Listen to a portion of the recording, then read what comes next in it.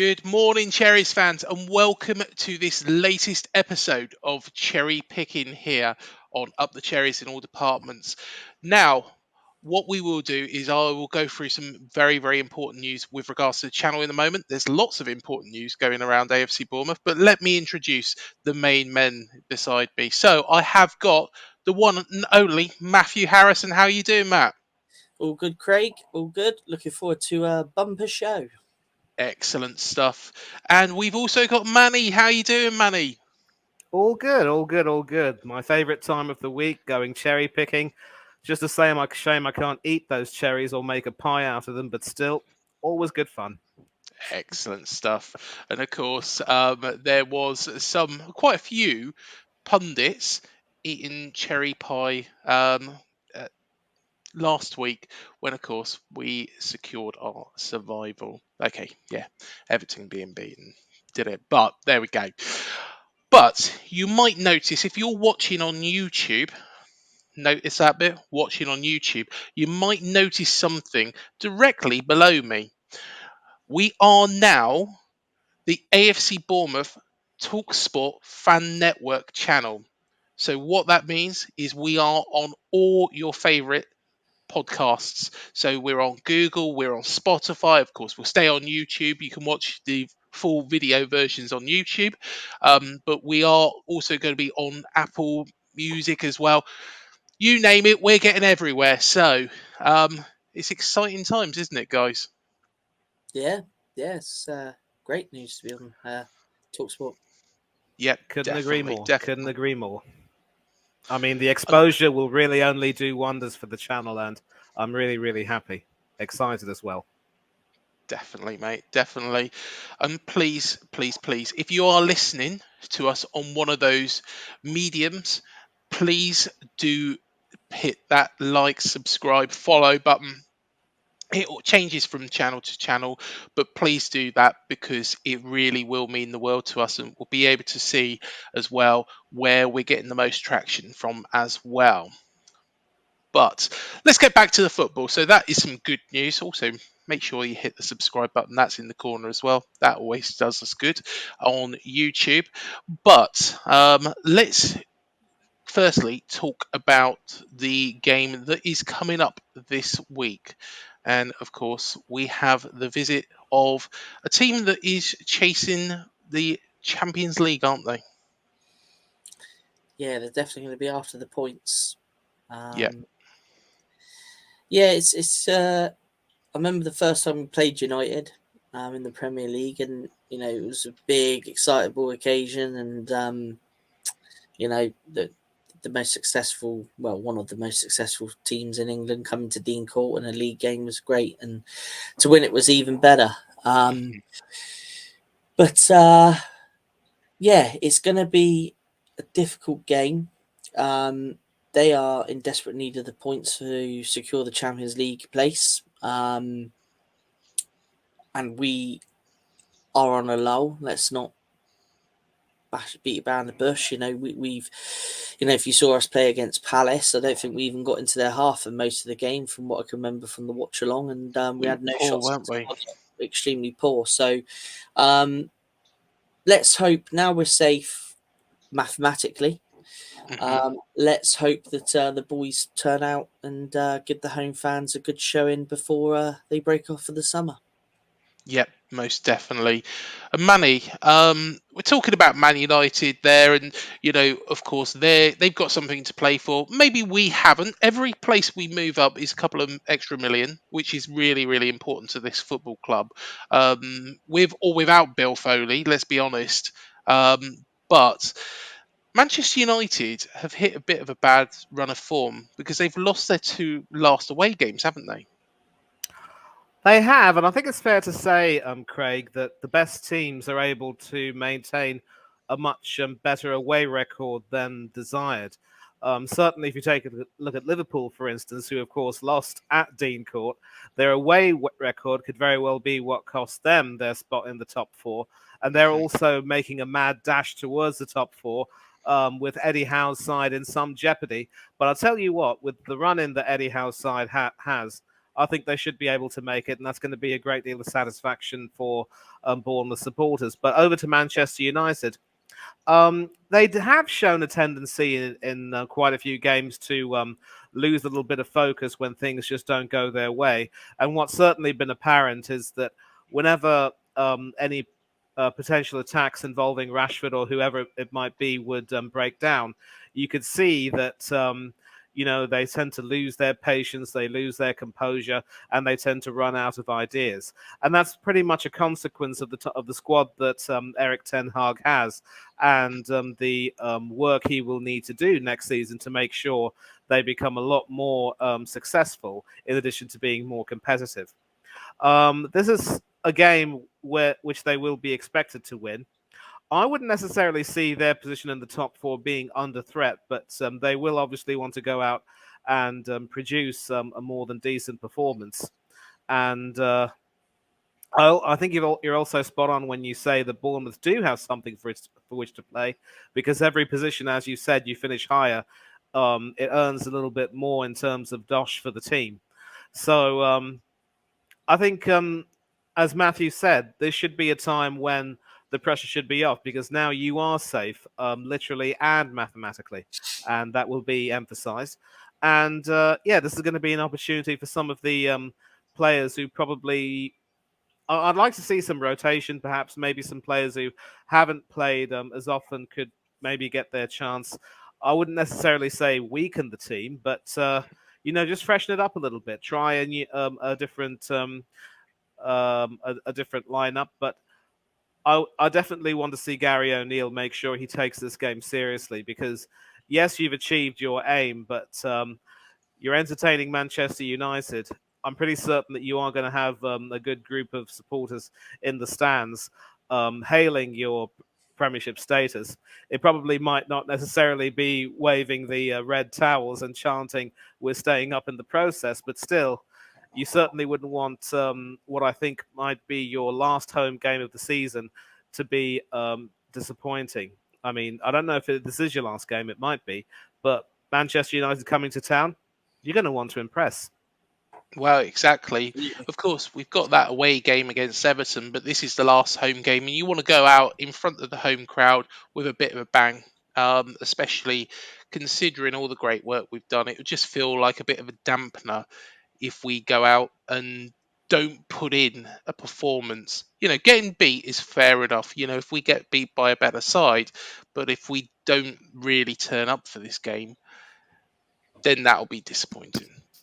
Yeah, I like the way you especially said that you're in a bit of a lull, because if you take a look at the games against Palace and, of course, West Ham at Dean Court, it is fair to say that you were dominated in both those games. The Chelsea game was especially a disappointment, because I think, although Chelsea did play well, you also had your chances. So, yeah, last home game, you really, really will want to set the record straight. Exactly. Yeah. Well, let's look at some players who were once a Red Devil, but also a Cherry as well. So, go on, Matt, far away. Okay, well, let's have a look at the first one. The young one here. Yep, I know just who that is. That is Chris Casper. He played alongside, wasn't he in the class of '92? Wasn't he? Yes, he was. Yeah. Yeah.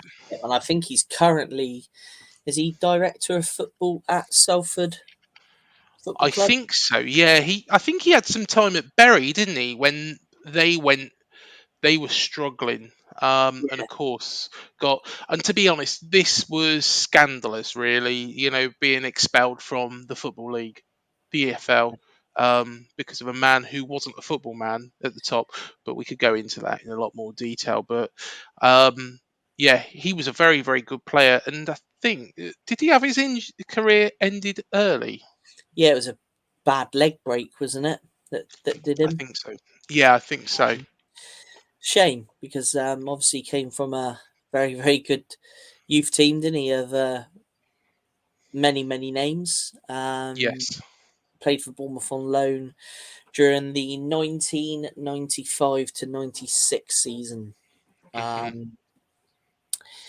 and one of just several players to have played for both. So we'll have a look at the next one. See if either of you can get this one.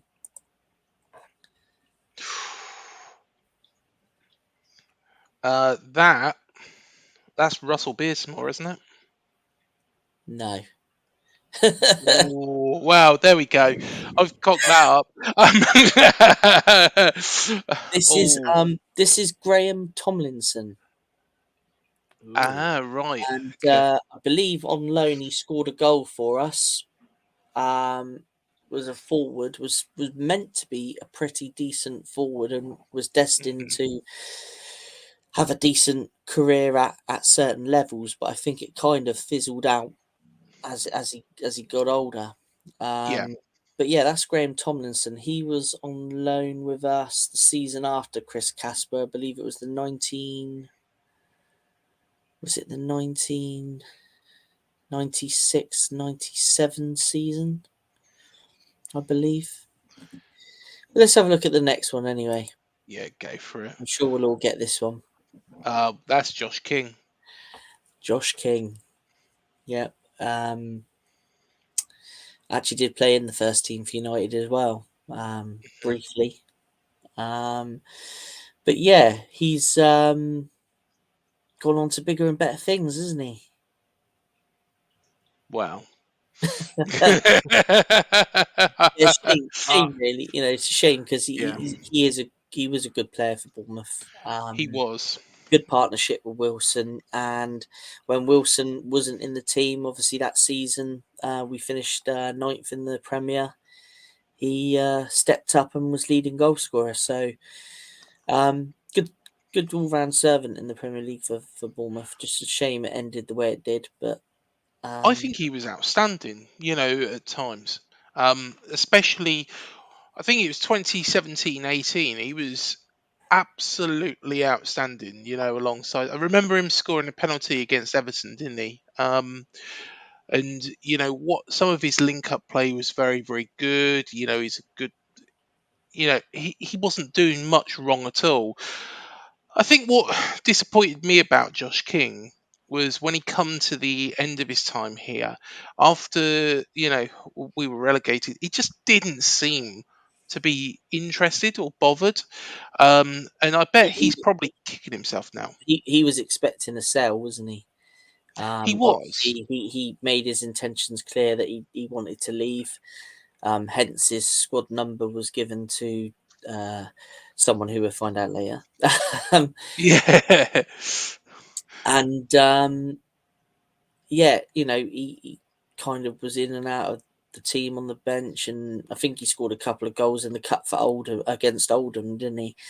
Yeah. And then eventually he did get his move back to the Premier League for only a very, very brief spell. See, I think it's stupid when players act like that, rather than fighting for the shirt. His time at Everton was a complete and utter joke. To be honest, I'm pretty sure that. From a career perspective, it was a waste of time, wasn't it? Really, it wasn't like he was getting played, and I think for most of the time he sat on the bench, didn't he? Well, exactly. I'm sure Everton probably want him at the moment, but considering the predicament they're in. But then he ended up at Watford, and if he had just fought for this football club and tried to get us back to where, Josh King being in that side in the Championship could have fired us into the Premier League in one season. And then he's back where he wants to be.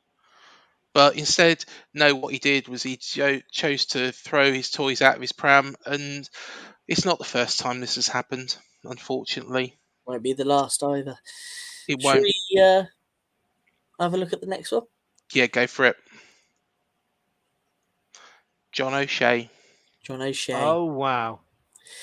Now, my memory of John O'Shea was being at the New Den and him scoring against Millwall is my main memory of him being here. Went on to obviously win a lot of trophies with United. obviously represented Sunderland. Finished his career at Reading. I think he became a coach at Reading for a little bit. Yeah. And not too sure what he's doing now. Does anybody know what he's up to? I'm not sure. I believe, according to Wikipedia, I mean, I know it's not a very trusted source, but he is actually a part of the Republic of Ireland coaching setup, serving under Stephen Kenny. And obviously, given the career he had as an international, he is quite rightly remembered for his exploits with both Manchester United and Ireland, one of their stalwarts, if you will. And yes, he certainly sought after in Irish footballing circles. I just hope, though, that there'll be some progress with the Irish team, because they seem to be going on the path of trying to get a few more youngsters playing for them. And certainly Bournemouth's very own Mark Travers will have good memories working with O'Shea and continuing to work with him. But sadly, on the other scale, Darren Randolph might not be considered, but certainly O'Shea, having done some pretty good work, near the end of his career, earning his coaching badges, has got everything set for him wonderfully well. But it is wonderful that he had a formative spell at Bournemouth, and it's wonderful how, when you take a look at some of these legendary players, including one more, I'm sure, with a Manchester United connection, they sort of came to Bournemouth at an early stage in their career and sort of helped, and that sort of helped fine-tune their games a little bit. So I'm sure his success should be a source of pride for all of you. I think O'Shea, he's always been an unsung hero, hasn't he? Really. Oh yes. Yeah. Never one to caught the limelight, unlike his compatriot Roy Keane. But unlike Roy Keane, he played in the Champions League final and won it. Yeah, that very, very true. should we move on? Go for it. Please. Go for it. Okay, here's an interesting one. Right, this is a player called Mark Rawlinson, who represented United at youth level. Mm-hmm. But he's actually pictured here representing, is it FC United of Manchester? Yeah. So he's gone sort of full circle. He's gone United, Bournemouth.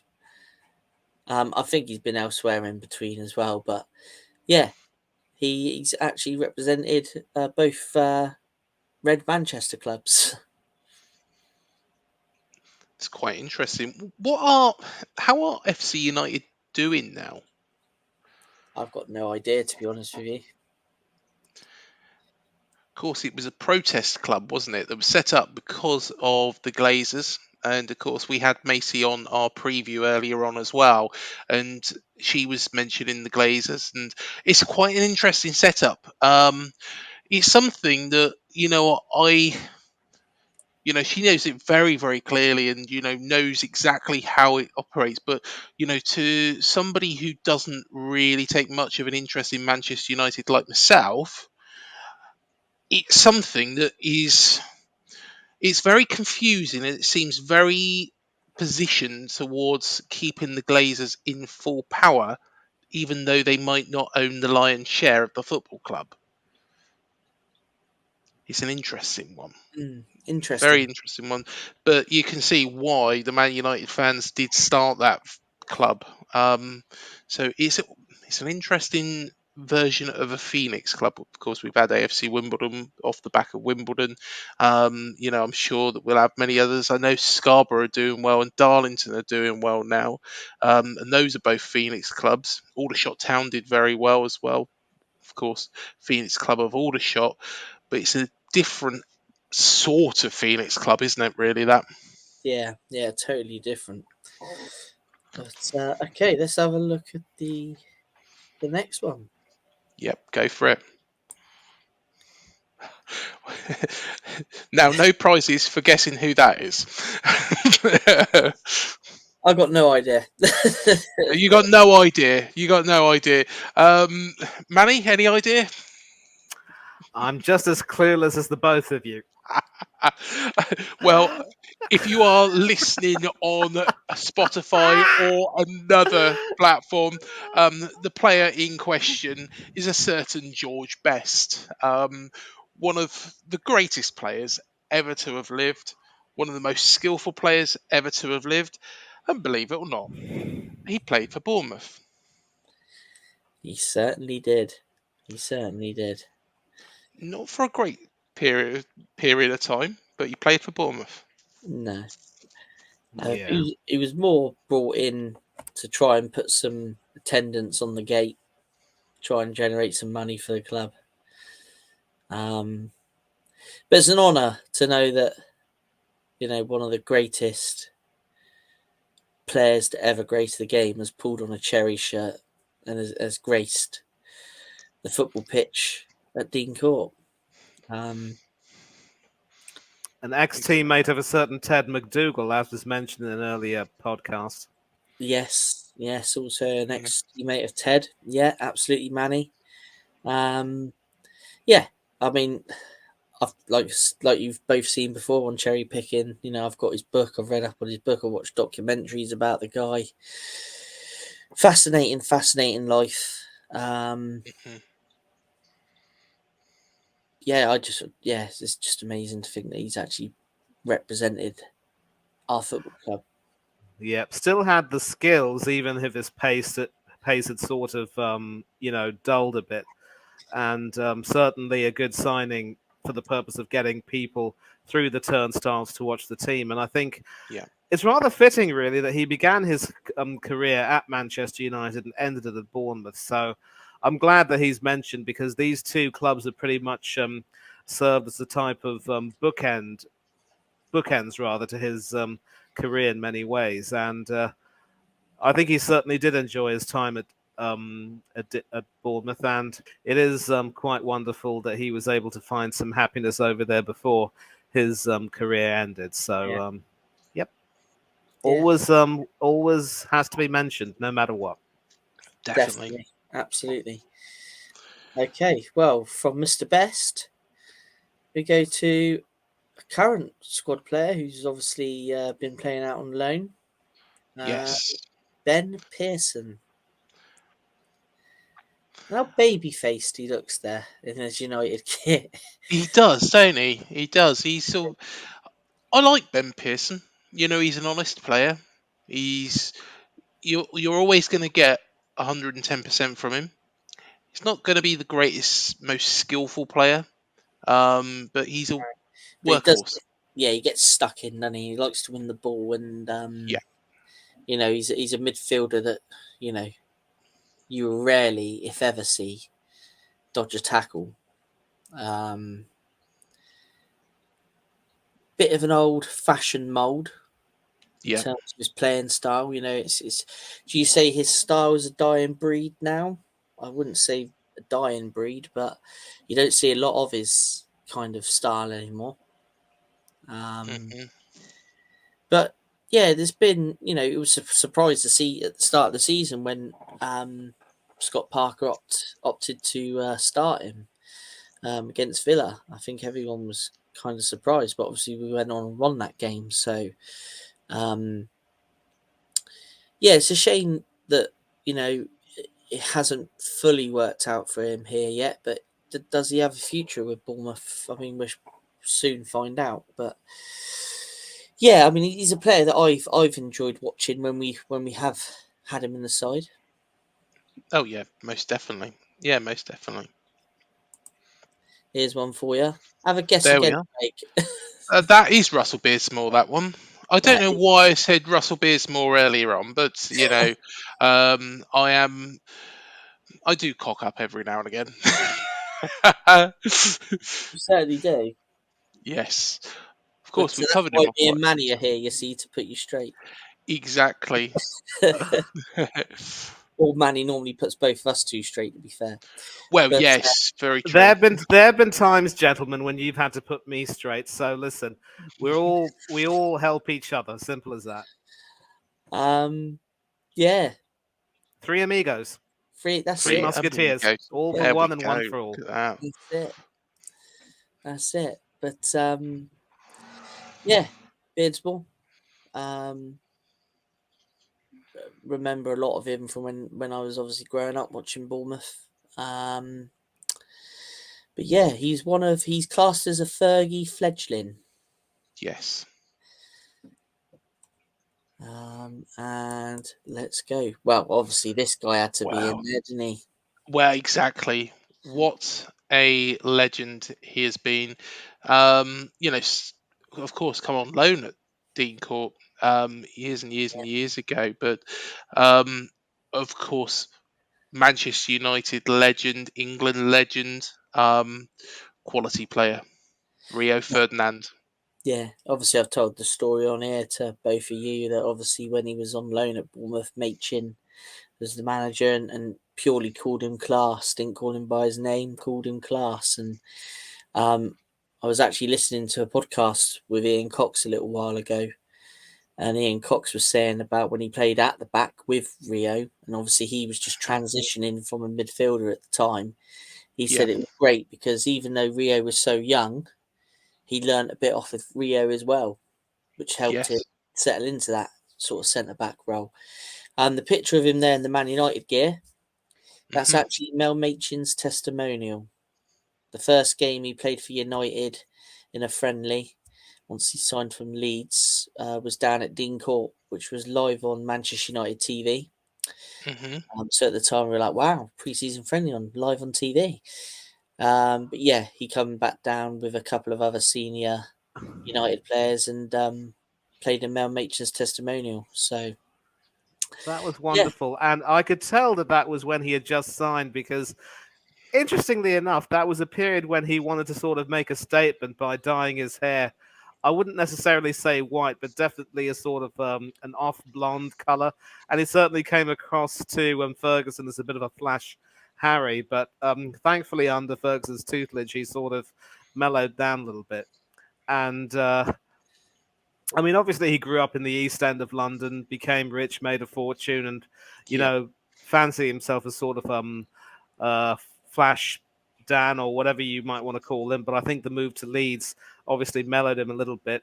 Then after leaving Leeds, he wanted to make a statement, but you could say that he matured and mellowed when he was at Leeds and Manchester. But again, as with John O'Shea, the fact that he was able to come and spend some time at Dean Court and sort of you know learn the ropes and make it as a footballer is really wonderful. In fact, I'm not too sure if he and O'Shea were teammates at the time. It might have been a different period though. Yeah. I'm, uh, I'm sure they were yeah, they teammates. were.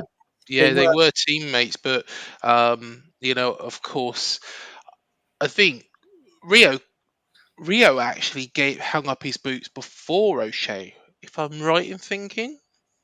Yeah, I mean, I know they were teammates. No, the question was, I mean, obviously they were teammates at Mm. Manchester United. I wanted to Yeah. know if they were teammates at AFC Bournemouth, and Oh sadly no, they weren't. sorry, No. no, they weren't. I think there was about a 2 to 3 season gap Yes, between that's right. Rio coming down and John O'Shea coming down. John O'Shea come down in I think it was the 99-2000 season. John O'Shea come and joined Bournemouth on loan. Yeah. Yeah. We got one more. Can Yeah. I guess who it might be? Well, I think this player is one of the greatest players that's played for this football club, and quite a big name. And I think that we've got a stand named after him. Am I right? Yes, you are. Excellent. Mr. There's McDougall. Ted Mr. McDougall. McDougall. And that's, I'm sure there's other players as well. If I've missed somebody out, there's been a lot of stuff going on this week. I've been preparing a lot of stuff, cherry picking this week. So this one kind of took a back seat. So if I have missed anybody, please pop it in the comments. Yes, do that, and all the details will be below as well, where you can put comments as well. I believe on Spotify and Google and everything. still getting used to that. But yes, do let us know. You seem to now be on. Every single app that you could ever imagine. We're on Facebook, aren't we? We're on Twitter. We're on Instagram. We're now on Spotify, Google, Apple, YouTube, of course. So yeah, there we go. Leave the comments, and we will get to them or see them some way. And if we don't see them and they're just sat there, go onto the YouTube channel and just put the comment on there and push us in that direction, because we will see it at some point on there. Although saying that, I seem to do a bulk response to everybody, so I do apologise about that on YouTube. So, shall we have a look at the head-to-head against Manchester United? Yeah, I'll bring it up now. Let's have a look. It's not a long one, guys, so we won't be here for a while. But Yep. nice and short. I'm pretty certain that FA Cup game will be in this list. I can't wait to hear more about it. It's going to be. I think you're right. The giant killing act of the 80s. So yes, Manny, it's in there. Cup games, really. That's all we've played with United, obviously, over the years. The one that obviously stands out is the 7th of January 1984, when Ron Atkinson brought a very decent United side down to Dean Court. Yeah. Obviously, on paper, the old saying, on paper, they should have hammered us. But if you see there, that's actually pictured there as a young Brian Robson, who I believe hadn't that long signed for United. The picture in the bottom right-hand corner there, that is actually a Bournemouth goal being scored by a Milton Graham. Yes, Milton Graham. Now, Milton Graham, my auntie actually went out with back then. Well, there we go. Or around that time, she went out with Milton Graham at some point. But yes, third round of the FA Cup. Packed out Dean Court. I think it was about 14,800 in Dean Court on the day. To see, well, basically Harry Redknapp's team of mismatch and free transfers and very, very minimal wages beat the multi-million pound assembly of Ron Atkinson. Yeah. Yeah. I was unfortunately not there. I wasn't born, but my dad was.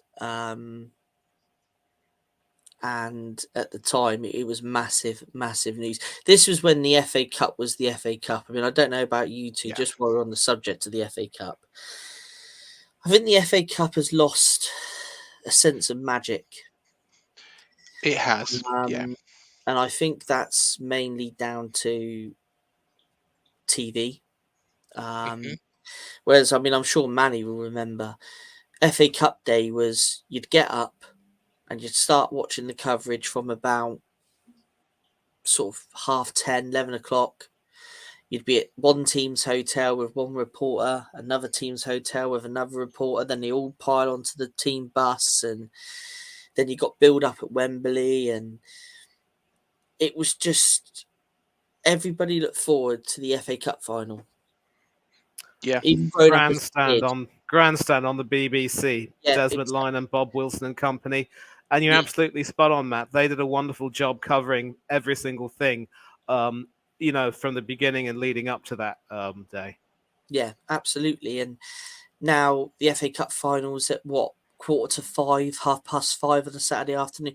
It's lost all its magic for me. Do you know what I actually prefer? And I enjoy watching the League Cup final more, the Carabao Cup final more than I do the FA Cup final. Yeah. It's lost all its magic over the years. And and like the semi-finals, I'm one of these that think the semi-final should be neutral ground, because the idea of getting to a cup final is that you play at Wembley. Couldn't agree more. I just think it's lost a bit of magic. Just while we're on the subject of the FA Cup, there, just thought I'd throw it in. But I honestly completely agree with you. I think the semi-finals should be at, unless Aston Villa or, say, for example, Manchester United are in that game, should be held at Old Trafford, or you could have it at Anfield, Villa Park. there's plenty of stadiums. There's so much stadia in this country that, Yeah, depending geographically where the teams match up, you go to the nearest neutral ground. You know, I mean, yeah, traditionally it was like Villa Park have hosted a lot. I remember the semi-final there, Man United Arsenal, when I think Giggsy dribbled it around pretty much everybody, didn't he? yes. You know, Hillsborough, Old Trafford.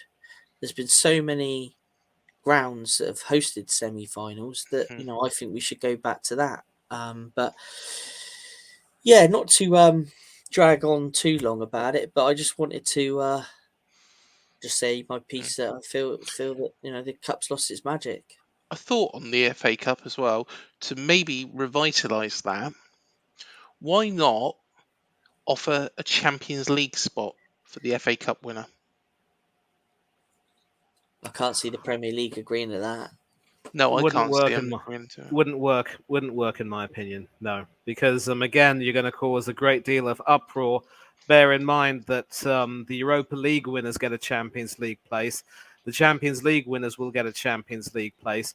If you try to add some more permutations, all you're going to do is effectively, cause a great deal of complications, which would be better best avoided.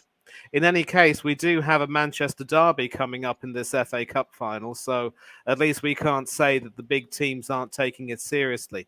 I take your point when you say, gentlemen, that the cup has lost maybe a bit of its magic, and I do like the idea of going back to neutral grounds for the semi-final, because back in the day, Wembley was supposed to be the venue for the final, and I do seem to remember Billy Bingham, who also played for and managed Northern Ireland, saying that when he scored his winning goal to take Luton Town to the final, then that was his best ever memory because it got the team to Wembley, and he cherishes that memory to this day ahead of everything that he ever accomplished with the green of Northern Ireland. Now, of course, if you get a semi-final spot, you end up going to Wembley. It just doesn't make any real sense to me. And certainly, a lot of the big shocks that used to take place over the years, I think they've started to dry up a little bit. One thing I would like to see, and I will be brief on this, is that there was some talk about abolishing, the replays for certain ties in the FA Cup. But again, the problem is you deny some smaller teams in the smaller leagues, the non-league teams, or even teams in the lower half of the part of the football league, a chance to have a big payday by going to a bigger ground. So I would like to see a situation where, sort of piggybacking off what you said, Matt, going to the nearest neutral ground. Um, Not quite along that line, but if there were to be a tie between, say, a Premier League club and a non-league club, then regardless of who plays at home and away, the venue should be at the bigger club. And it happened before when Farnborough Town actually was supposed to play my team, Arsenal, in the FA Cup not too long ago. It might have been in the early 2000s, if memory serves me right.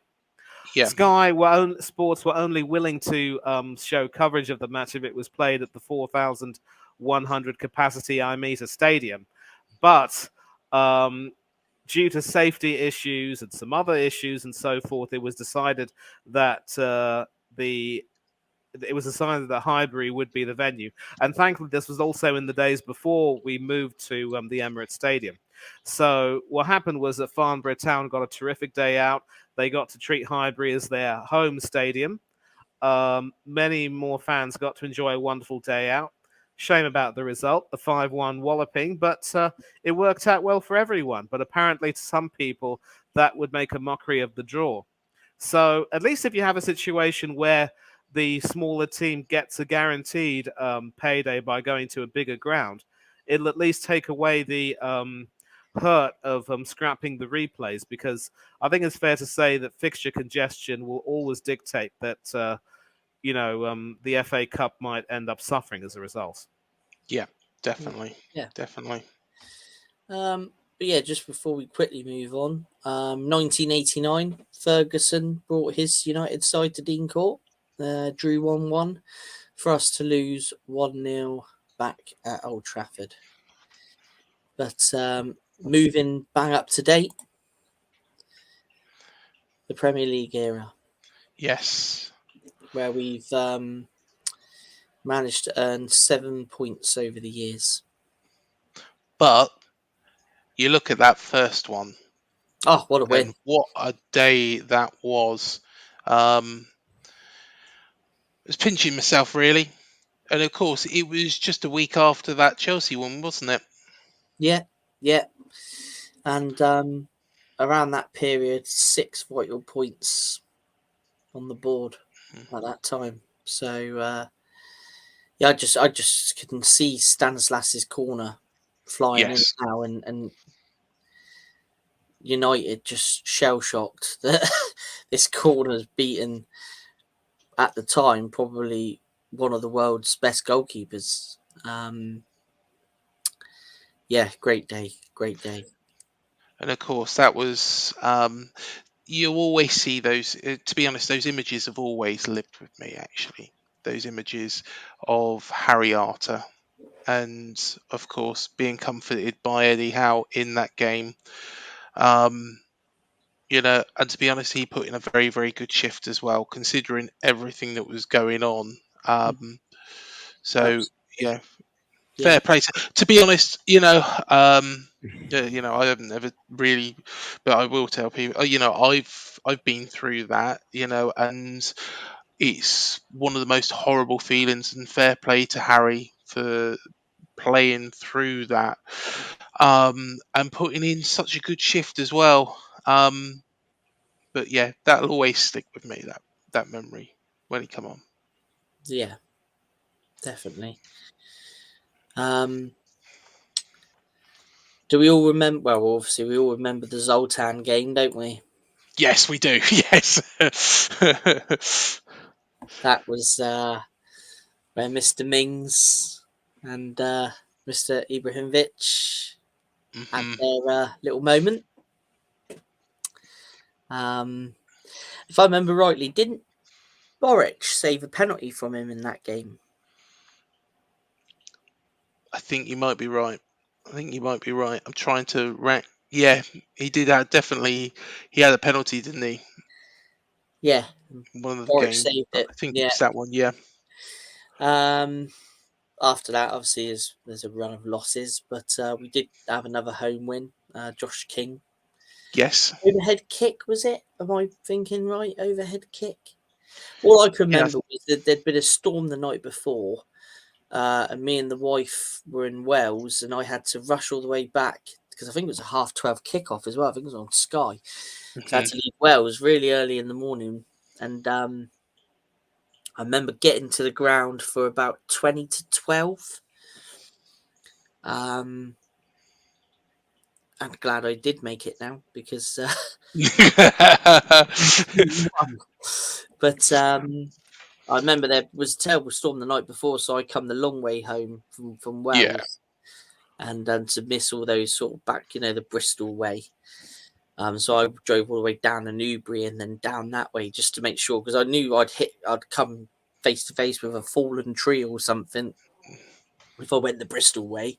So Or a combine harvester. or combine harvester. So, yeah, no, remember that day very well, and United. I'm trying to think who was playing for United that day. Now, did they have? I'm trying to think who they. Because I remember the home game before. I think they had Pogba. Pogba was in the lineup, wasn't he? Yes, he was. Yes. But yeah. I mean, not many wins there, not many points there, but the points that we did get, they're all memorable games Mhm. we've had with United, and let's hope that Saturday's another memorable game, all for the right reasons. Most definitely, mate. Most definitely. So there we go. That is our history against Manchester United. Very short, very sweet. Not many games, but lots of memories there. Lots of memories. Yeah. Let's hope we wait some more on Saturday. Exactly. Fingers crossed. Fingers crossed. Also, Well, we'll give Mr. Howe a little help as well, won't it? So most definitely. Yeah, most definitely. And that would be, that would be amazing for him. And Newcastle United, of course, we had Kendall Rowan on recently. Go and watch that video if you want. So that is on the channel earlier on in the week, I think it was, wasn't it? To be honest, time's flown by when you're having fun. But we had some good news, didn't we, the other day? And we that did. was the announcement of a player who was his loan contract was made permanent because of our survival in the Premier League. Let's bring it up. There we go. AFC Bournemouth completed the permanent transfer of Hamid Traore from Serie A side Sassuolo. Do you know what? When I first saw Hamid Traore, I thought, what a fantastic player. Against Man City, he was outstanding. Absolutely outstanding. Against one of the best teams. And I'll just read through this as well. So, conditions within the original loan agreement have been reached, and the Ivorian is now contracted to the Cherries until June 2028. AFC Bournemouth Chief Executive Neil Blake said, "We've been really impressed by Hamid since his arrival in January, and we're delighted to have him with us for the long term. He's shown he's already capable of performing well at the top level, and we're excited to see him develop even further. The permanent signing of Hamid is another mark of our ambition for the coming years, building on this season's success to compete once again in the Premier League." I tell you what, that is perfectly written and a very, very good player with a lot of prospect in front of him, isn't he? Yeah, absolutely. It's a shame that he's struggled a little bit with injury and fitness. Yes. But I reckon let him get a good pre-season under his belt. Hmm. Let him get some game time over pre-season. I reckon he's going to probably be one of the first names on the team list next season. I completely agree. Completely agree. And it's a great signing. Like Neil Blake said in his statement, it's showing the ambition of the club. And I think this transfer window is going to be very, very interesting. Hmm. Very interesting with who we see leave the club and who we see the club bring in. It's going to be an interesting window, and this guy signing long term is just the start of it. Completely agree. Here's a question for you both, though. Hamid Traore, now he's signed, is he always intended to be a replacement for Lerma, considering, of course, the transfer negotiations? I'm sure we'll come to that in a bit, but Nah, totally different player. no. Fair enough. Fair enough. If this guy here is a creative player, he's the guy Yes. that's going to create things. Mhm. Lerma's your ball winner. The guy Yes. that's in the middle of the park to win the ball, and talented at doing it as well. He's good with the ball at his feet, also Lerma. But Mhm. Traore, total different kettle of fish, totally different position. Definitely is not that answer. No, that's fair enough. We'll come on to Mr. Lerma in a bit, but Cool. I did pick. I picked a number, didn't I? I was, this is the first time I Yeah, picked a number, yeah. but I picked a number, You and took the the number I cheap bet. picked was number 7. Number 7. Should we have a look? Go on, far Is away. Is it going to be as interesting as Manny's 16? We'll soon find out. Go for it. Oh, the Certainly first. should be lucky number 7's, I hope. Yes. There's a few decent players in there. Hmm. There's a few decent players in there. And I mean, they're good players. I just hope they brought about some good fortune to the team. That was what I was saying. I'm with you. I'm with you, Manny. Yeah. Well, the first person to be allocated, now just a reminder, very quick reminder, this is since shirt numbers have been allocated to individual players from the year of 1999. And the first person to wear the number 7 shirt was Ian Cox. Legend. We've touched a lot on lately. Legend, back at the club. I listened to his podcast the other day on the official AFCB website, on their podcast. Sorry, should I say rather than website? Website's such an old word now, isn't it? Yeah. If you haven't listened to it, highly recommend it. It is a really, really pleasurable listen. So if you haven't listened to it, do give it a listen. But the next man to wear the number 7 shirt, Carl Fletcher. Yes. Like I've said about Carl Fletcher before, great player, great midfielder. When he converted to a centre back and played at the back during the playoff final, scored 2 goals from 2 headers from set pieces. Absolute Captain Marvel on the day. Led the team to that victory. Well, and I was going to say. fully deserved to move on and play at a higher level when he did move on. Obviously played in the cup final, the famous Gerrard Cup final for West Ham. Also played at Palace. Dipped into management with Plymouth and Leyton Orient, but the Orient days didn't go too well. And he's back here now as loan manager, I believe. Great servant for the club. Another one that's come through the Cherries youth ranks. Yeah. That the club then sold on and made money from, which is, 20 years ago was how the club had to survive. And there is a picture of him with Biggin holding aloft that playoff victory trophy. Yeah, great day, which Yes. which we will soon be covering a bit on, but We will be. More about that in a few weeks' time. Yes. Okay, any guesses?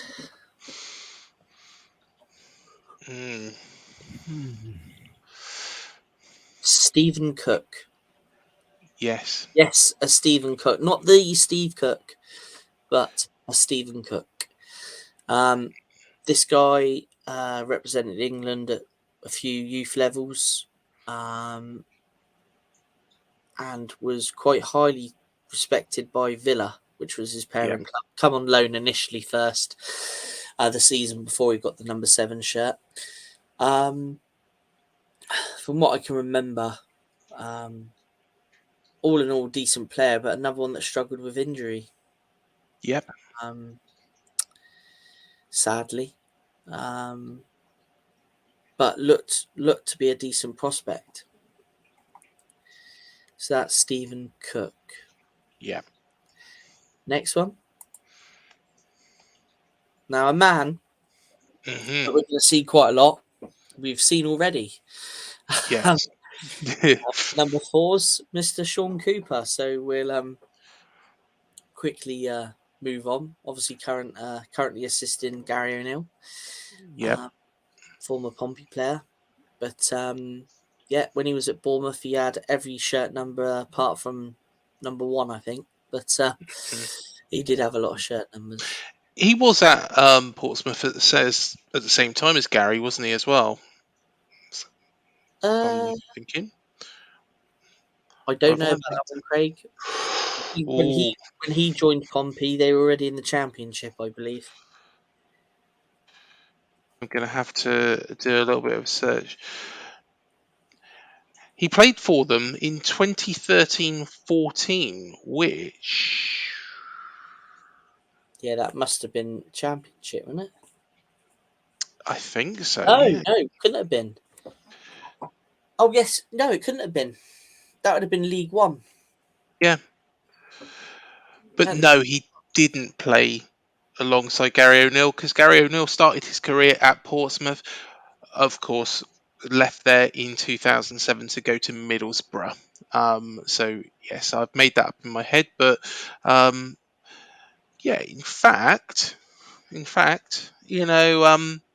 so Sean Cooper was there at a later point. Yeah. Interesting. Well, next. Learn something new every day, don't you? Favourite of Craig's? Yes, Mr. Sammy Igo. Of course, another player that played for Portsmouth, didn't he? Yeah. Yeah, and decent little player. Very, very Yeah. small player, but he was, a good player. Yeah. Very Good, skillful. good, tricky. And do you know what? He was quite a strong little stocky player as well. Hmm. But yeah, played really well for us, I thought.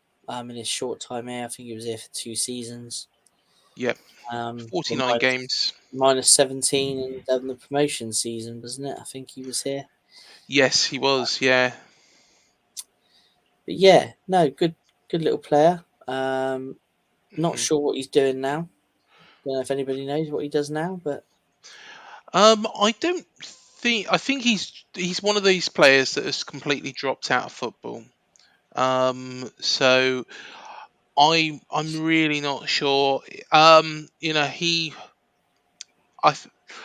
Just was he signed by Kevin Bond?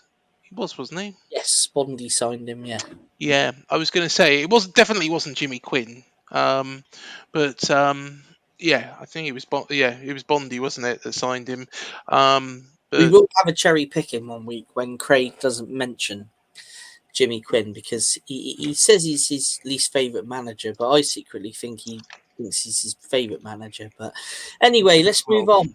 I'd be bloody mad, absolutely bloody mad if I thought that. Legend, Oh crikey, yes. and One of also recently our friend Mr. Sam Harrison has had the privilege of meeting Pewey at a convention and going out and socialising with him after the convention. So top bloke, absolute top bloke. Probably one of the nicest footballers you would ever meet. yeah, Got to excellent. say that. Absolutely, he has got so much time for people Hmm. and for fans, and he's an absolute credit. He really is, and he's having major success with his Foodie Footballer. If you haven't checked it out, check his website out. He's doing fantastic from finishing football to the career he's in now. He's doing brilliantly and will forever be a Bournemouth hero. Yeah, I tell you what, some of the food he's cooking as well looks Oh, cracking. absolutely The missus gorgeous. has done some for me. And we've tagged him on Instagram and he's messaged back and stuff like that. You know, the food though's fantastic. I mean, she did me one breakfast dish of his with eggs and something I can't remember what it was, to be honest. But all I can remember was it was a taste sensation. So check it out. And there we are, the new Gordon Ramsay. He played for Bournemouth. You're making me hungry, boys. You're making me hungry. I need to check that website out very soon. For now, you'll have to pick some more cherries, Manny, to see you through. Yeah, definitely. Okay, and Mr. King, obviously United Mhm. for us. For us, he like we've just touched on. Mhm. He was a good player for us. He was. Whether he was in behind the front man or wide of the front man or the front man, he's a talented player. It just, when I see him in that shirt, just makes me think, that was just the end of him playing. It was just disappointing. Off, him wearing that Vitality shirt. Of course, that was during the lockdown, wasn't it? And Yeah. of And course, we played in that shirt the following season, and it just gives sad memories, really. yeah, it's like I said earlier, it's a shame it ended how it ended, but yeah, these things happen in football, don't they? I mean, it happens every season, They do. and players move on, but some players are never forgotten. Yep. And if we should we come bang up to date? Yep. Yes, And this please. man will, he is a legend. He has been through one of the most torrid times. And in fact, whenever I've met him, he's such a thoroughly decent guy, and we're so pleased that he got that all clear, and he's looking like he's getting back to his best. He will get there. It was always going to be a bit of a struggle at first for David Brooks, because when you go through all the chemotherapy and all the treatments, don't get me wrong, I'm not an expert with that side of things, but um, that will take a huge toll on his body. And in fact, when I was speaking to Algard, who sadly passed away, he explained the sort of toll it would be taking on David's body, and it's so good to see him back. Wish he had taken that free kick the other day. Should have Might be taken on the free kick. target. Yeah, he would have got it on target. But yeah, a very, very good man. One of the best, down to earth footballer, who I am sure, will get back to his very, very peak. It'd be like a new signing. He will be. He will be. So there we are. There is the number 7's. We do have a number for next week, though, don't we, We as well? certainly do. Next week, courtesy of Helen Doe, we will be looking at the number 17. Number 17. Yeah, Excellent. And if anybody's listening on YouTube or the Talksport fan network on one of our platforms now, I won't go through them all again. You can probably see them in the logo down there. Please do go onto the Facebook page. You'll need to sign up to go onto the Facebook page. All it takes is just inviting yourself or accepting yourself or joining. I think it's joining, isn't it? I'm not a Facebooker really. I think you just click join, and by all means, let us know what number you would like to find out more about. So there we are. That's what Helen did. Shall we move on to something quite exciting now? Very, very exciting, this is. Let's go for it. Bill Foley has given an update on the future of Dean Court.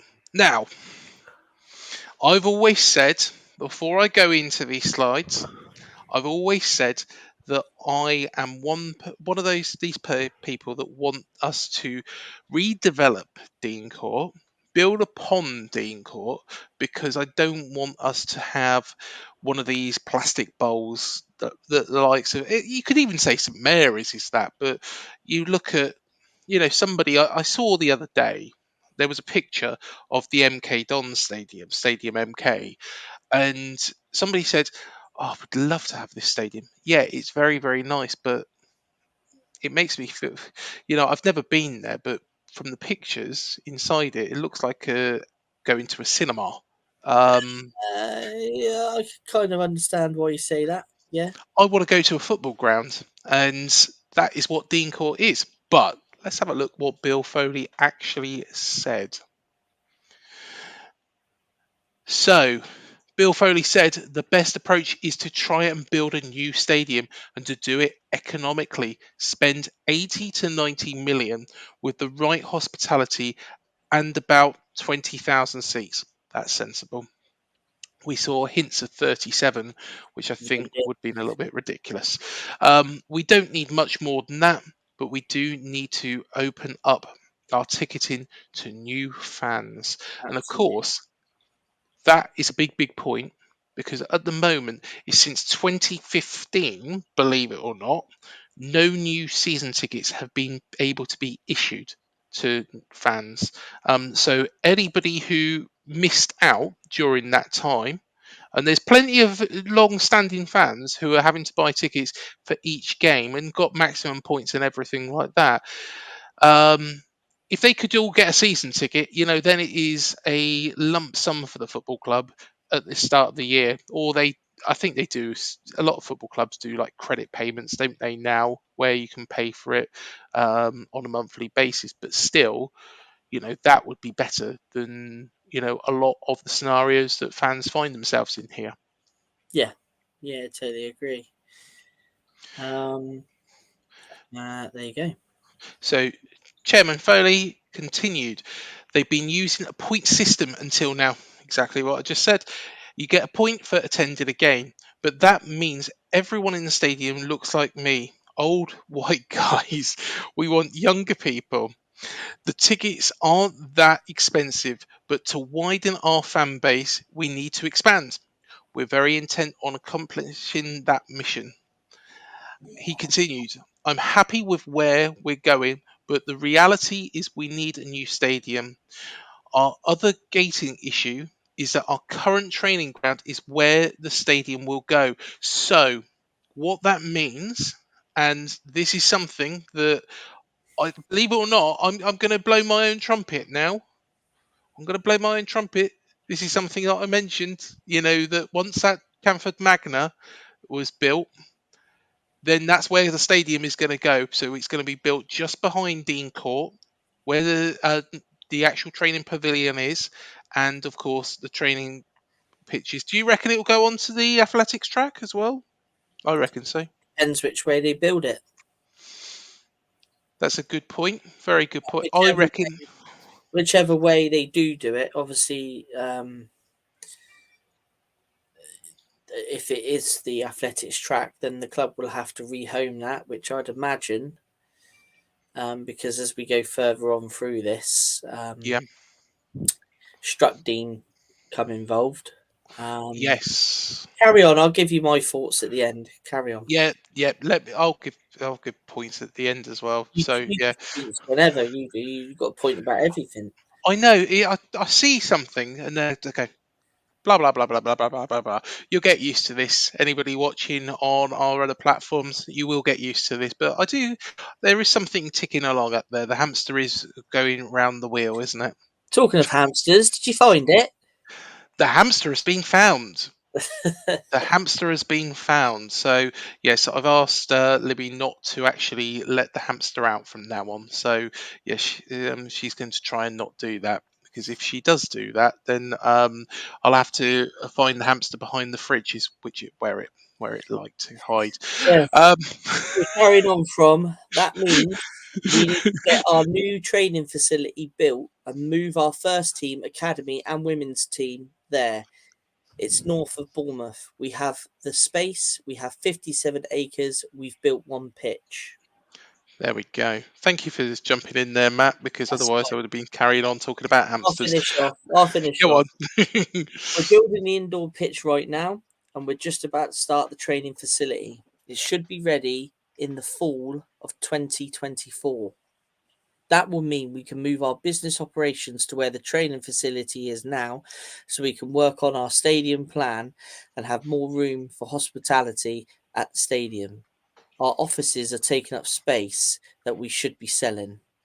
So, to me, it doesn't look like we'll have a complete stadium until probably the 2026-27 season, because by the time Yes. they move in and then they develop and build, I'd imagine we'll be looking at 2026-27 season.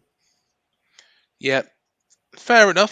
Fair enough. That is. I think what is there is a sensible plan. I know we've heard 37,000 seats, which seemed a bit ambitious.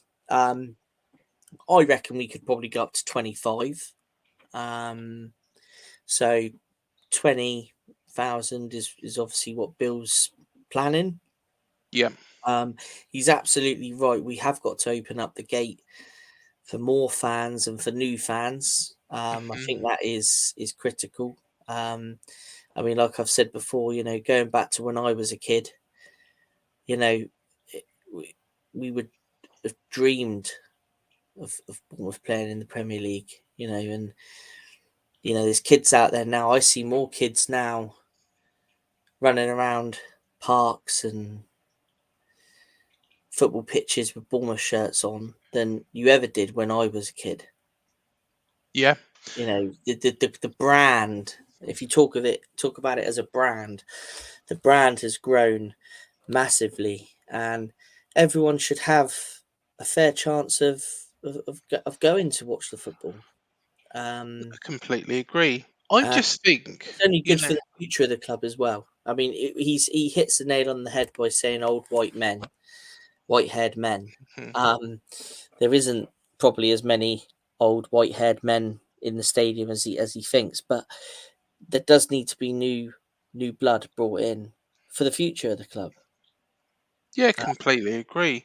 You And know, I think, what we've got such a big catchment area. We're the only Premier League side now in this area. All right, yes, Southampton have gone down. But, you think about what our scope is. So we've got the whole of Dorset. Dorset is big. We're the only club in Dorset, really, that a professional football club. Somerset as well. Somerset hasn't got a football league club. Yes, there's Bristol on at the doorstep of North Somerset, but we could tap into that, and then of course some of Hampshire as well. So there is a lot of scope that if we do it right, we've got a lot on our doorstep. But of course, he's going to look at the global brand as well of this football club, which I think is important. I mean, it's. I would imagine they would build the stadium in a way that if they needed to expand it, it could be expanded. Whereas Dean Court, it does have its difficulties with the setup that's there now. Which it would be lovely just to stay where we are. But looking at it practically, you can maybe fill the corners in. Yes, you could build a double tier stand where the Ted McDougall stand is now. You could probably add a tier to possibly the main stand, but I think it's probably the main thing for me is that it's staying on Kings Park. Agree. Yes, agree. That's the main thing for me, because that is home. That is where the Cherries belong. That's partly how they got the Cherries nickname, because the ground was the current site where we moved to in 1910 was an old cherry orchard. Yeah. And that's why we are known as the Cherries. So our soul, our spirit is in Kings Park. So for me, I'm relieved that we're staying in Kings Park. There's loads of rumours over the years that we were moving to. At one point we were moving to Canford Magna was the rumour. Yeah. Which was a stupid rumour. Then the other one was that we were going to be building a stadium on Iford Golf Course, and there were so many rumours going around, and it just nothing ever sat right with me. To be fair, apart from staying in Kings Park. Yeah, most definitely. Let's look at the next piece. Structuredine. So, of course, I'll just read through this bit and then give the thoughts on Structuredine. Foley on the situation with Structuredine, the property company who own the 3 stands of the Vitality Stadium. We have an advantage because it can only be a stadium, and we only have 5 years on our lease. The clock is ticking. We know they'll sell us the stadium at a reasonable price, and that price gets more reasonable the longer we wait. If we move out, I guess they could go back to the council and say, we'll tear it down and build affordable housing, which is fine, but that could take a while, so time is on our side. The thing is if I'm right in thinking, still, that ground, that land that Dean Court is on, can only be used for sporting purposes. Yeah, in the deeds it states that that land can only be used for recreational purpose. It can't be used to build on. So, So Dean would have a mighty battle with the council to build on it. But then again, you know,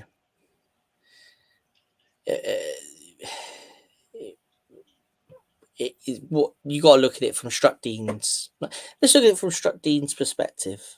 Now yeah, they bought the stadium for, I believe, £2.3 million. I think it was. yes, When was it? 2004, 5, something like that.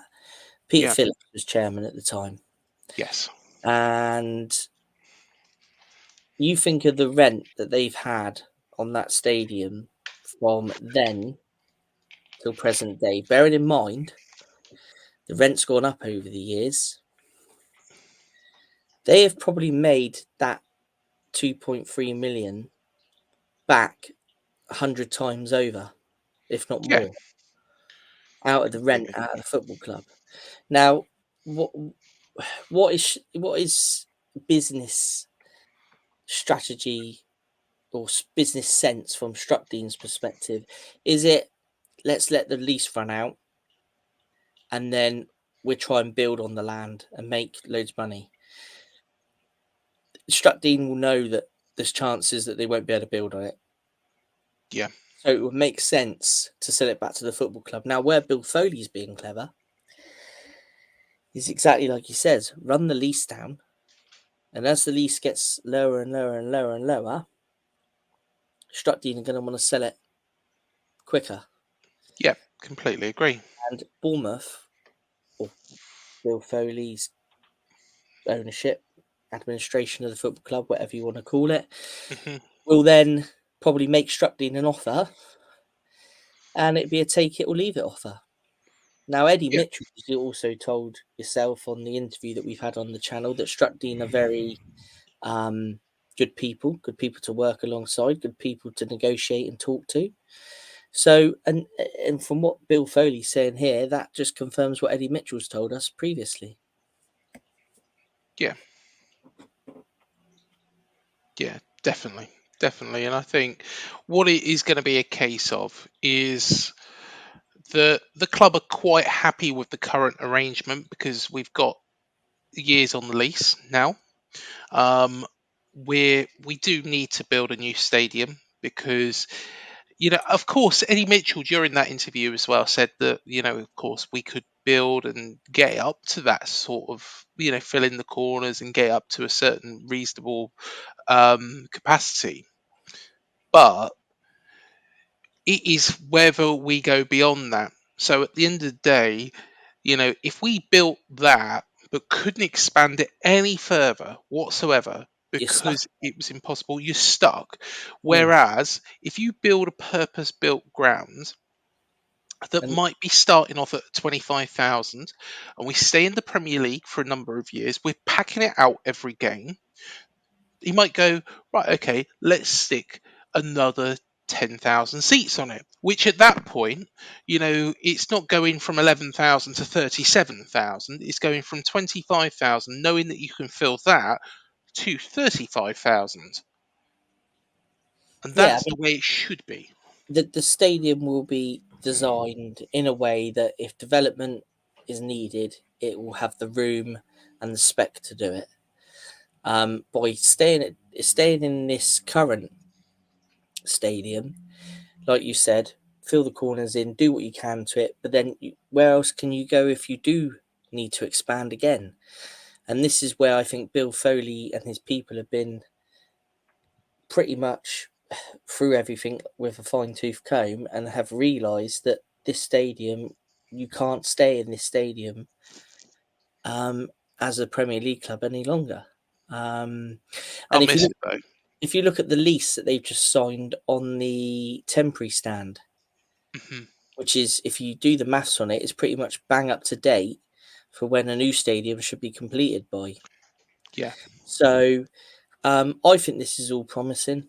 And when you read things like this, the club's in good hands.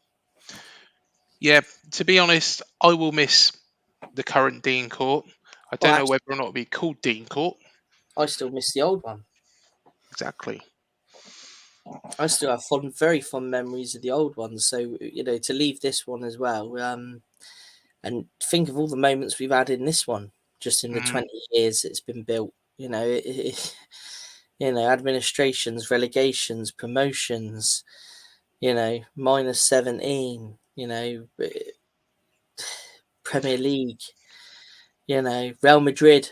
Yeah, You could sit here all night and just talk about the memories at this one stadium in the last 20 years, let alone the old stadium as well. So, sadly though, for evolution, and if we want to, and let's be honest, we never want to go back down. Okay, never ever want to go back down to the League One, League Two days.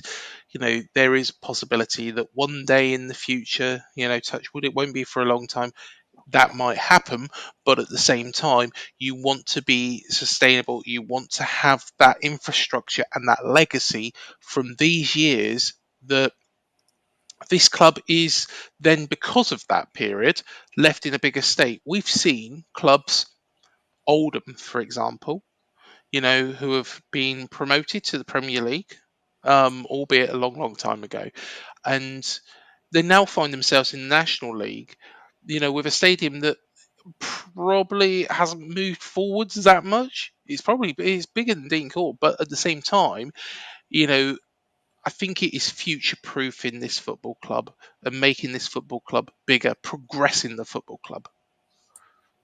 yeah, I think you're right. Completely agree. Completely agree.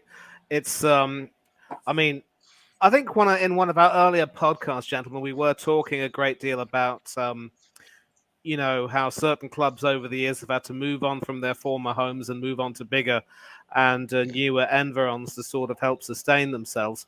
Obviously, when you take a look at the likes of Sunderland, for instance, I think obviously they lost the playoff semi-final to Luton, if memory serves me right, but they still obviously wanted to move from Roker Park to the Stadium of Light to make sure that they would be more sustainable as a club in the future.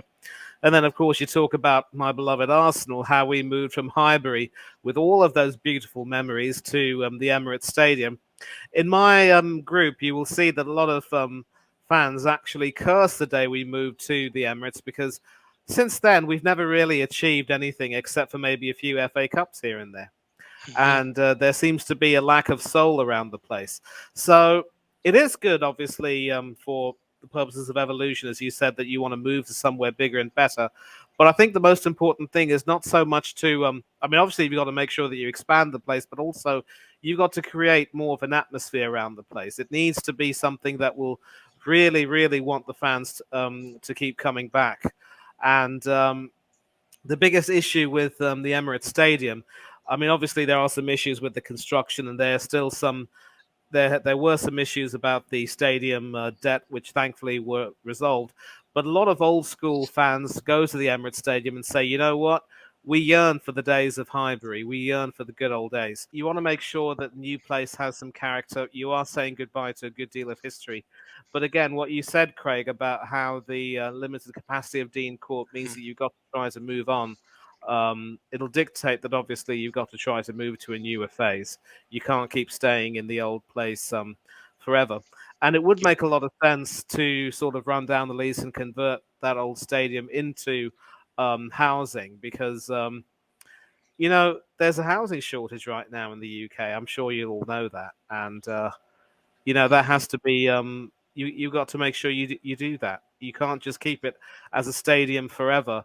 So let's have a look about Jefferson Lerma because there's been some interesting news about him that has come out over the past couple of days. So the Lerma saga has continued. Everything is possible. I've never rejected an offer from the club. We've always been in dialogue, and I've waited to make the best decision for both of us. I'm grateful to count on the people here, but now is the time to reach an agreement that works for our best for both from any point of view. For me, if there was a breakdown in talks with the club, it would be in the news. We are waiting and taking the best decision for both of us. And do you know what? I'm going to say this now.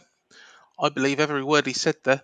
I think what he's trying to do is, of course, we all know Jefferson Lerma's English isn't particularly great.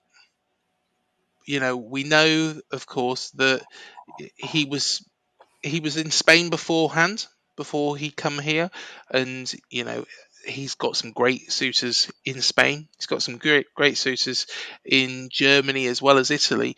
Of course, some other clubs in the Premier League. But I think what he's saying there is very, very honest, very to the point. And let's be honest, he didn't quit on us when we was relegated to the Championship. This man didn't quit on us.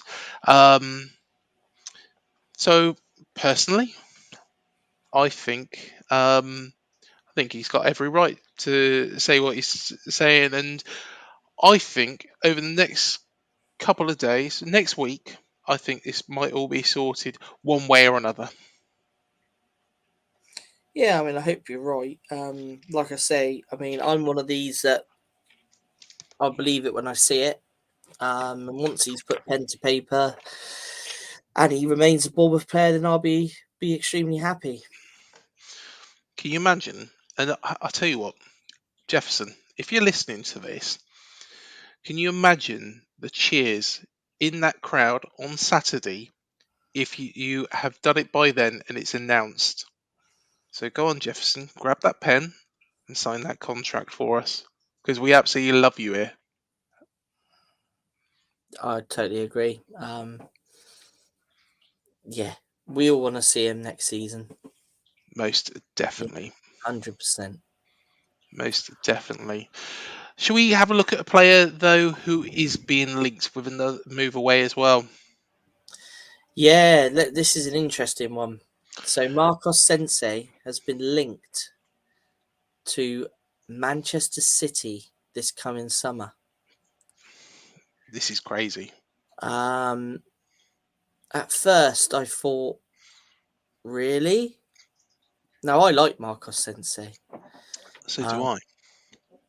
I think he's a good player. Really, really do.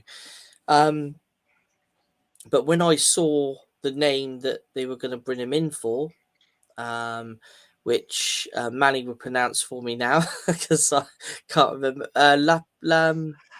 Emerick Laporte. That's it. Would Sensei be a good fit to take over from him? Quite possibly. Yeah, I think so. Would I want to see him leave the club? Absolutely not.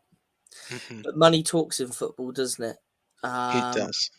And if they come in with a decent offer that the club think, well, we can go out and buy so and so to replace him, then maybe he may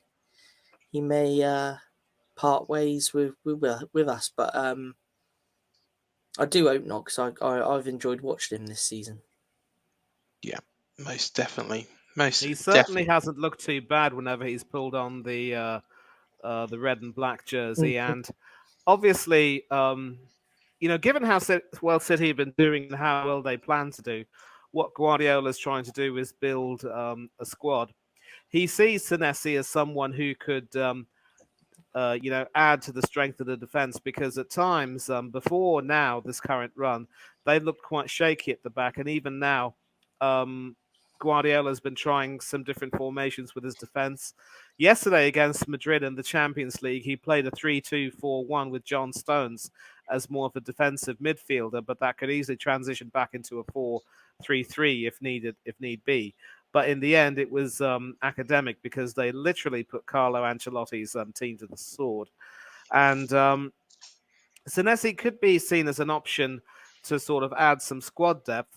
I don't know if he will necessarily play, but maybe he's seen as someone who can provide some good competition for the existing defenders. And bear in mind, of course, that the ex-Cherry, Nathan Aki, is very much a part of that defence. Mainly as a centre-back, but he has been used as a sort of a wing-back this season. And, of course, now, sadly, the poor fellow is injured. I think quite a few of their defenders will be moving on. You've mentioned that Emerick Laporte will definitely be on his way, and it could be that one or two others might end up leaving. Kyle Walker is one who could be on his way. Cancelo is certainly not wanted back at City. He's not wanted at Bayern Munich. There is talk of Cancelo coming to Arsenal. I do not want that to happen. The prospect of two inverted fullbacks on either side does not fill me with any level of excitement whatsoever. So it is a case of money talking, and Senesi Senesi might really need to learn about what's happened to Calvin Phillips this season before being so eager to move to City. I think hopefully, if for his sake, if he believes that he is an important part of this Bournemouth team and he is valued by Gary O'Neill, he will decide to stay. But as you both have said, money talks. And then, of course, on Lerma, do you know about his injury? Is he a bit better now after that broken nose? I'm not sure. Nothing really has come out of it, but I'm guessing that he'll be fine. He's a tough cookie anyway, isn't he? Yeah, I mean, at worst, he'll have to wear a face mask, maybe. But Yeah. to be fair, he didn't really bleed, did he, when it happened? No. But when you saw the picture close up, you could tell his nose was broken. Mm-hmm. But no, he should be all fit and raring to go coming the weekend. Definitely.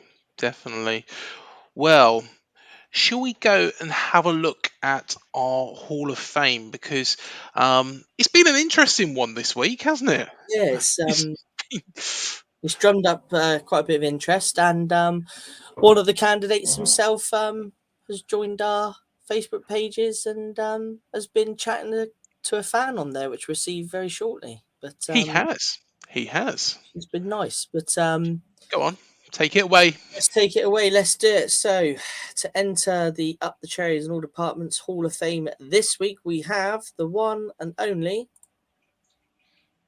Paul Morrell. Yes. Who joins the likes of Super Fletch and Harry Redknapp and whoever else we've got in there. But the polls were so close this week, so close to where the point of it was head to head and ended up being absolutely spot on level. So joining Paul this week in the Hall of Fame is his teammate, John Williams. There we are. Willow. So former assistant manager to Mel Machin and former defender playing under Harry Redknapp. Let's have a look at a bit of the social media. Yes. So as you can see, our Twitter polls at the top there, 45.9% both Paul and Willow had. To the point where a regular person that posts in our chats and on our Facebook page, Mike Pike, Yep. he made a statement of, how do you choose one from that list? It's Sophie's choice, in my honest opinion. I cannot vote against two of them. Mozza was an ever-present. Willow is a legend with a great sense of humour. I once amused him when I phoned the club to buy a ticket and got through to him in the changing rooms. Now, Mike Pike, if you are on our pages, you will see Mike pretty much daily post something. So he's a good man. It's always good to see Mike's name pop up on our pages. But as you can see, just around there, a few people, John Frampton put John Williams in the comment, John Rose, Rick Peach, Danny Stewart, Judy Lamb, all mentioned Paul Morrell. And then Paul decided to join the page and had a conversation with John Frampton, which you can see there, where he's welcomed him to the group and asked if he was still involved in football. And obviously, Moz has been polite enough to come back and give him an answer. So obviously letting him know that he still watches the Cherries at home in the East Stand and goes away sometimes. to the point where John's even asked him if he still go down the Bournemouth Electric Club, which for those of you that don't know is a local football club which has a bar and everything down at the Broadway. So which Yes. you guys know, mate, not been in there for ages. Good times though. So it was nice to see that everyone was interacting. So this really got everybody liking and sharing and chatting, and just what this is all about, really, you know. So it's it's good to see. Yeah, Good to most see. definitely. Most And definitely. we take a quick look at the Hall of Fame as how it stands tonight. Yep. There And we that are. is our current Hall of Fame.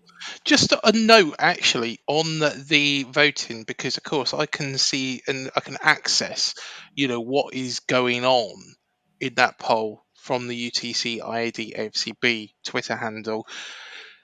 It was crazy because 1 minute it looked like Paul Morrell was going to win it. 1 minute it looked like Willow was going to win it. Then back to Morrell, then to Willow, and it kept dotting between the two of them. And then, of course, when it come to the end, it was dead on.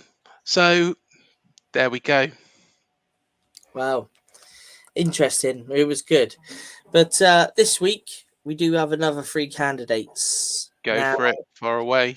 I was thinking of 3 players to put in there. And so I've come up with players that had played in the top flight for the majority of their careers, if not all of their careers, and eventually made the trip down south to represent Bournemouth. Yep. In their twilight years, shall we say. So the first candidate up this week for the Up the Cherries and All Departments Hall of Fame is Drum roll, please. Darren Anderton. So former Spurs and England World Cup goal scorer. Signed on a free in 2006 on a pay-as-you-play contract. He obviously went on to captain the club and ended his playing days with a screamer of a goal in a dire game with Chester City. Played 78 games in the red and black, scoring 13 times. So Darren Anderton will be our first candidate this week for the Cherries Hall of Fame. And our second candidate this week is Mark Steen, Yep. who joined the Cherries on loan in 1998 from obviously Premier League club Chelsea. Made the move permanent in that summer. Was the first player to score over 25 goals in a single season. First time that this has been done actually since Supermac did it in the 70s, I believe. So it was nice to see a striker come up with quite a substantial number of goals. Yes. 166 appearances, hitting the net 44 times. And our final one, this might be an interesting one that might interest Manny. Our final candidate tonight is Jimmy Case. Jimmy Case. So yeah, former Liverpool player, signed by Harry Redknapp just in time for the 1991-92 season. He played 40 games that year, netting 1 goal. Very, very famous ex-Liverpool player who played for Liverpool for a long, long time. And has also worn the red and black of Bournemouth. There we go. That would be our 3 candidates for the Hall of Fame this week. Excellent Fine stuff. selection, fine selection. And, I was thinking that when you said it was going to interest me, I thought that you were probably going to say Jackie Wilshere. But the problem is I don't think he really played. I don't know if he played really long enough for you guys, and injuries were affecting his career. But Anderson, obviously, storied career. I think he retired, of course, after that game, and I believe that was an 89th minute winner on which he retired. So Roy of the Rovers stuff. I believe that was his 599th career game, and it was one short of the magic 600. They call him Sick Note for a reason, but I tell you what, when he was fit and on form, he was absolute quality. And I mean, Case obviously was well before my time, and when I started watching football, I think his career had already wound down a bit. But I mean, his longevity is amazing. Most definitely, most definitely. Well, we have picked our player of the seasons as well, haven't we? We have. Should we take a look and I'll explain? Yeah, go for it. Right, okay, so the Cherries in all departments, player of the season.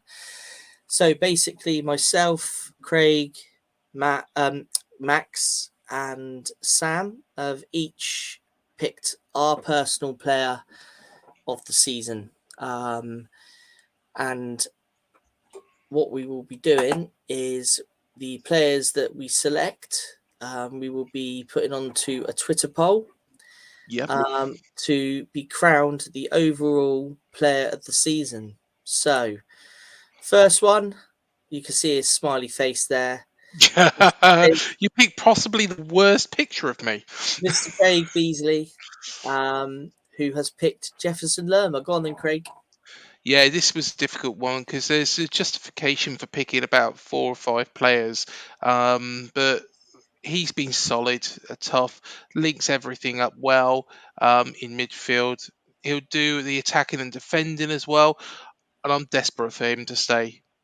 Absolutely desperate for him to stay. So I think it was between Jefferson and Phil Bill for me, but I think Jefferson just shades it. Rightio. So, Jefferson Lerma for Craig. Sam,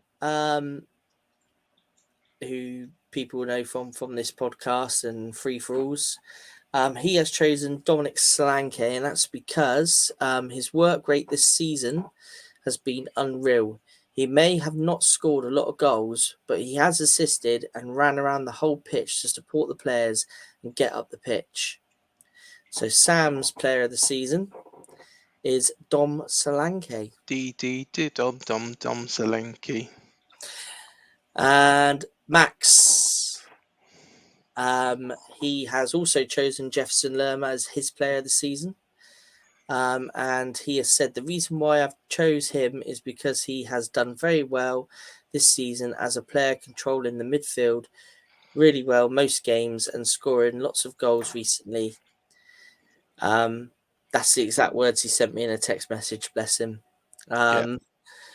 So that is his player of the season. And my player of the season is Neto. And like I've said time and time again on Free For Alls and on this program, he's been outstanding, I think, between the sticks. I think he has been firmly in the middle of 2 major decisions that Gary O'Neill has had to make as manager. Firstly, bringing him in as number 1. Yep. It was a big decision and a decision that paid off. And the second big decision was to make him captain. Because obviously he's brought the players together. He's led the players in a really good manner, to the point where all the playing squad do look up at him. And that's exactly what you want from your leader. So for me, it is Neto. There we go. So you will have the choice to pick between Neto, Dom Solanke, or Jefferson Lerma.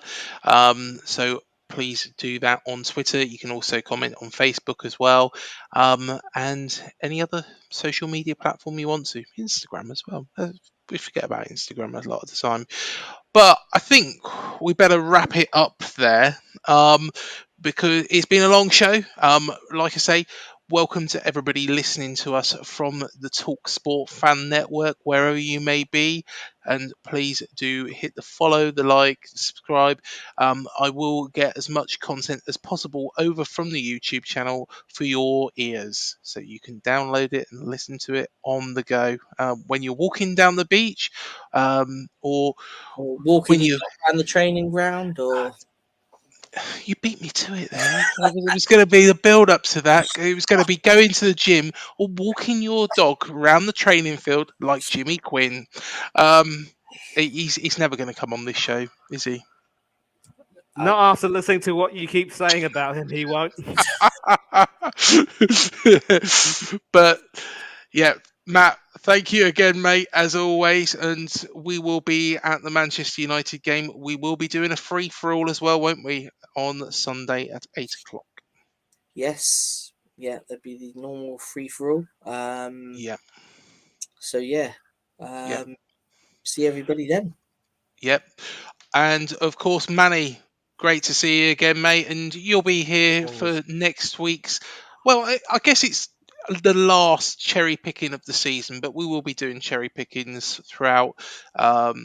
Or we might take a week or two off at times, but yeah, we'll be going. They won't be through. as frequent, will they? They'll be, No, exactly. might do maybe 2 or 3 over the summer, depending on what happens, what materializes, because we have got quite a busy summer of content lined up as well. So Yeah, there will be a few shows in the mix. we Few don't more- stop, do we? No, not really. No, no, that's the point. I've got to schedule something now for next week, actually, which has just reminded me, which will be out probably next week. There we are. Also, with regards to the Everton game, we will announce a couple more details about that a little bit closer to the time. Let's get this week out of the way, but then we'll focus on the Everton game, and I'm sure we'll be doing something quite special for that, won't we? Yeah, I'm sure we will. Yeah, yeah.